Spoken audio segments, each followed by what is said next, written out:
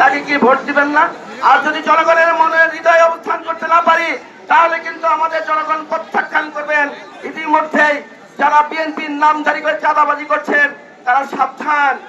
আপনারা দেখেছেন আমার নেতা জনাব তারেক রহমান জিরো টলারেন্স।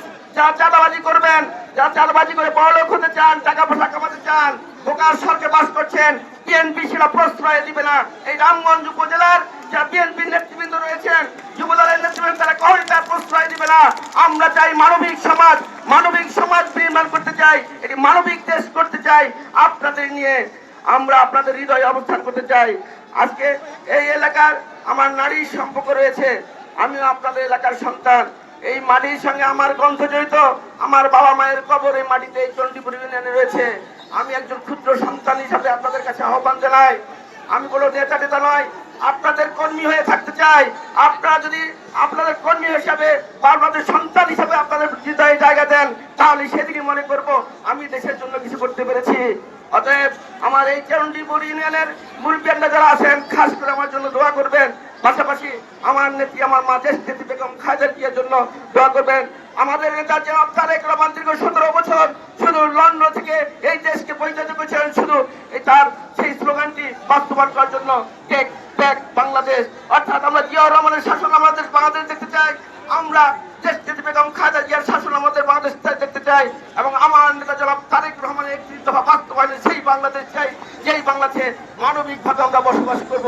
আপনাদেরকেও হারাতে পারবে না। আর যদি একা একা চলাফেরা করেন, সহজেই কিন্তু ভেঙে ফেলতে পারবে। ঐক্যবদ্ধ বিএনপি চাই, মানবিক সমাজ চাই, দেশ চাই তারেক রহমানের নেতৃত্ব। ওয়ালটন আবারও মিলিয়নিয়ার অফারে ওয়ালটন ফ্রিজ কিনে আপনিও হয়ে যেতে পারেন মিলিয়নিয়ার।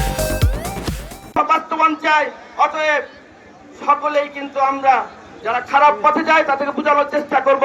আগামী দিনে ঐক্যবদ্ধভাবে দেশ গঠন আপনাদের সকলের আহ্বান। কোনো হানাহানি নাই, কোনো বিশৃঙ্খলা নাই, কোনো গ্রুপিং নাই। মনে রাখবেন, পথ বড় কথা নাই। আজকে কিন্তু আপনি শান্তিতে ঘরে ঘুমাতে পারছেন, আজকে আপনি আপনার সন্তানকে নিয়ে স্কুলে যেতে পারছেন, আজকে আপনি কিন্তু আপনার ব্যবসা বাণিজ্য করতে পারছেন। বিগত 17 বছর ঘর থাকতে পারে, এটাই সবচেয়ে বড় পাওয়া। পথ কিন্তু বড় পারে নাই।